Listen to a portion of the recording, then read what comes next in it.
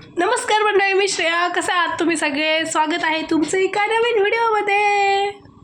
एकदम असा मी सुरेल आवाजामध्ये इंट्रो काढला आहे गाईज, कारण आजचा मी एकदम वेगळा टाईपचा व्हिडिओ बनवणार तुमच्यासोबत. 6 डे इन माय लाईफ. म्हणजे आता आमचा 2-3 दिवसापासून व्हिडिओ नाही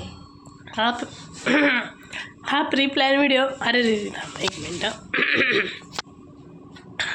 हा प्री प्लॅन व्हिडिओ बिलकुल भी नाही आहे. हा एकदम आम्ही अचानक बनवतो आहे. सो 2-3 दिवसांपासून नाही, 8 दिवस होतील आता ऑलमोस्ट मी आजारी आहे. जसं की मी आजपर्यंत तुमच्यासोबत इतके सारे व्हिडिओ शेअर केले ज्याच्यात मी जे करते तेच दाखवते. तर आज मी जे करते तेच दाखवते की आज मी आजारी आणि आता मी जेवण करते गाईज. एकदम मला पाणीसुद्धा कडू लागतं आहे आज. अवतार फार भंगार आहे, जस्ट इग्नोर. आता आजारी असला कोणी मेकअप करून घरी बसू शकत नाही. सो आता मी फ्लावरची भाजी आणि पोळी खाते आहे, जी एकदम कडू लागते मला. पाणीच कडू लागलं तर भाजी पोळी तर कडूच लागणार आहे, तरी पण मी जेवण करते. सो म्हणजे अजून मागच्या 3 ते 4 दिवसांपासून जरा हालत चांगली होती. काल परवा खूपच डेंजर झाली होती, आज जरा परत ठीक झाली. सो दॅट्स वाय आज मी हा व्हिडिओ बनवते गाईज. आता मी जेवण करते.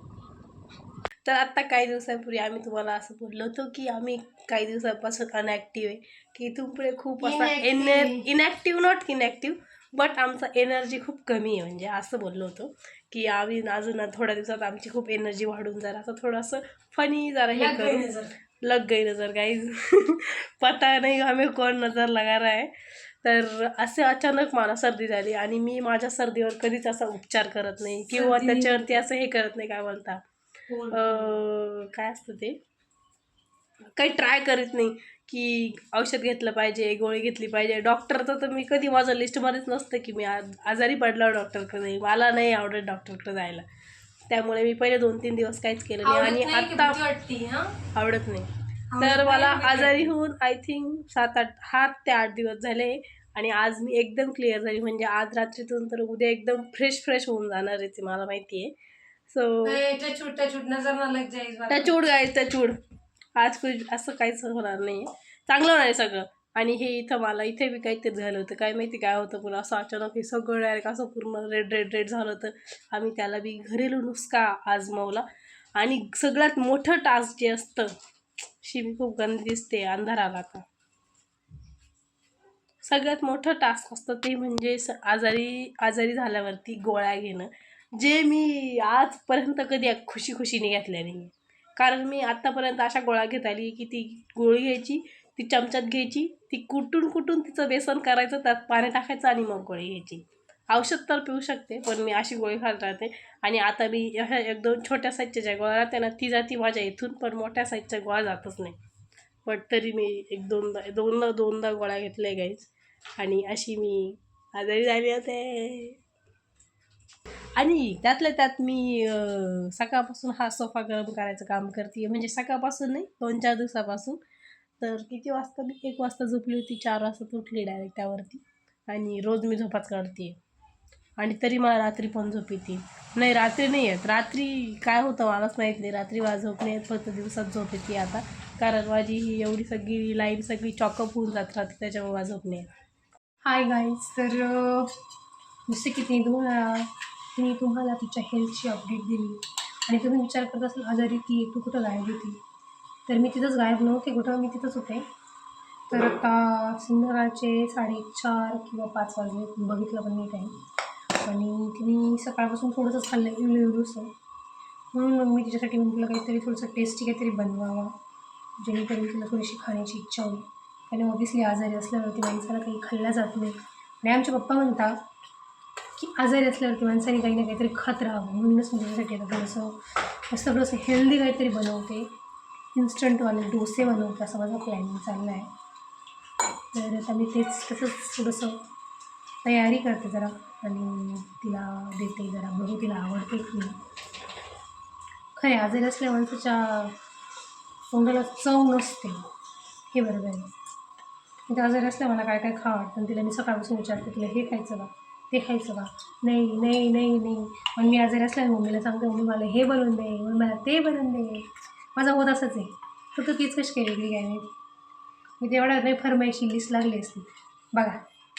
थोड्या वेळात मी फरमाईशची लिस्ट लागली असते मला हे खायचे ते खायचे मम्मी हे बनव ते बनव.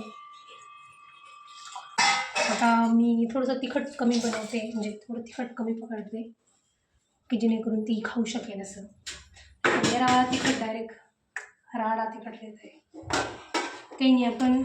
आणि बाय द वे डोसा मी साध्या पिठाचा नाही बनवते खूप काहीतरी युनिक याचा आय डोंट नो कोणी ऐकलं आहे की नाही ऐकलं आहे बाजरीच्या पिठाचा.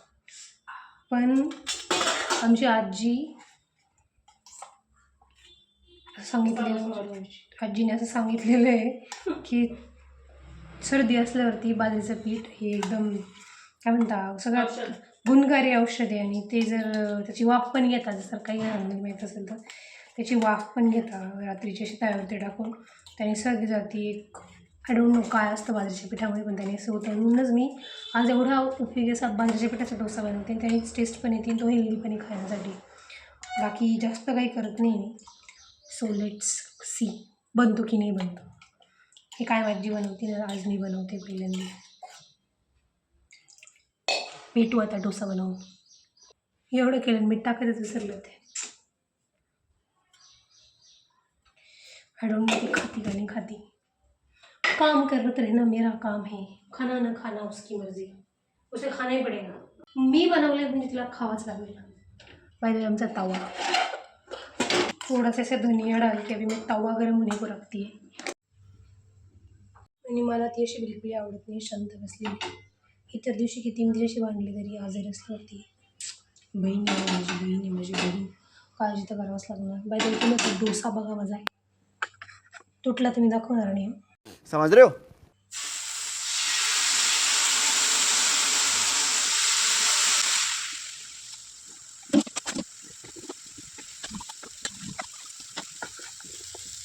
मित्रांनो अशा प्रकारे आपलं गणित गणलंय खत्म. आणि डोसा आय थिंक निघतच नाही आता. Bye bye tata good bye गया. ट्राय करू गणलेला डोसा बघून घ्यायचा.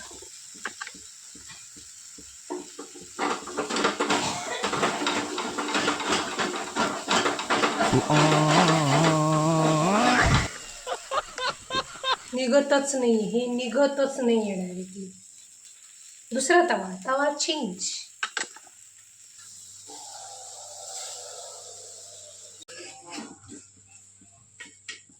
बस हवा निकल गई. कोणत्याही सजांना कशा ओळखू नका प्लीज. माझा स्वयंपाकाला कधीच गणला नव्हता. पण त्याला जिसका काम उसी को साजे तुझ्या करी तो ठेंगा पाहिजे जसा माझा ठेंगा वाजलाय. पण हे खाऊ शकतो पडत कुठं सगळं जाणार आहे. ते माझ्यासारखा टॅलेंटेड माणूस कुठंच नसेल बघितला. कारण तुम्हाला बाजरीच्या पिठाचा डोसा करताना दाखवून मी हिला बेसन पिठाचा चिला घेऊन आले खायला. हां बाजरीच्या पिठाचा डोसा टाकून मी आता मी तुम्हाला त्याचा हाल पण दाखवणार आहे काय झाले. पण पहिले अगोदर हिला हे टेस्ट करू द्या. प्लॅन बनावे अरे तू बटाटा कांदा तर कापलाच नव्हता ना. टैलेंटेड हूँ भाई मैं बहुत टैलेंटेड हूँ. मैंने अचानक से प्लान कर लिया और बना लिया. तू खा के बता. इसका मतलब तेरी रेसिपी फेल हो चुकी है.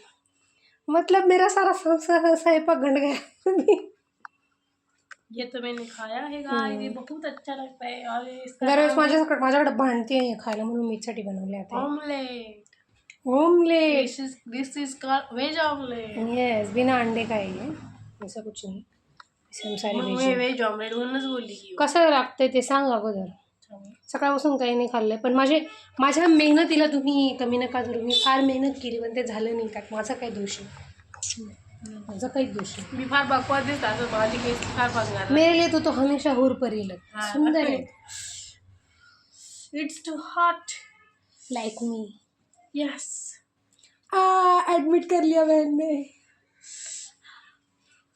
आता मी तुम्हाला माझा बाजरीचा डोसा दाखवू का. Are you excited to see my बाजरीचा डोशाचा आकार. Are you guys ready to see my गणलेला प्रकार. काय सी दिस. काय झालंय खाऊन बघ का. चांगलं आहे खायला ऐकत है ना खाण्याच्या नहीं वो खा सकते हो खाने के लायक है लेकिन वो उसका कुछ अलग अलग देश के नाका से बन गया उसका. त्याच्यासाठी तू काढलं खाल्लं नाही दिलं नाही. मी काही तो मास्टर शेफच्या जज बसली का लगेच तुम्हारे मार्क्स कट यहाँ पर. एडिटर यहाँ पर मेरी शक्ल पर गाना लगाओ.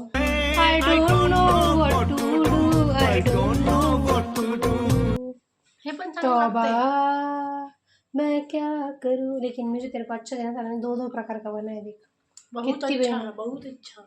Thank you so much guys. आजच्या व्लॉगसाठी एवढंच होतं आणि माझी रेसिपी गणली त्यात माझा काही दोष नव्हता. तवाच खराब असेल दुसरं 2 तवे बदलून माझी रेसिपी सगळी खराब झाली. So bye guys. हमारी कोई गलती नहीं, गलती सब तवे तवे की हमारी कुछ नहीं है. की. So bye guys. Bye bye. पुढच्या वेळेस ही जेव्हा व्लॉगमध्ये येईल तेव्हा आय होप ही बरी झाली असेल. बाय.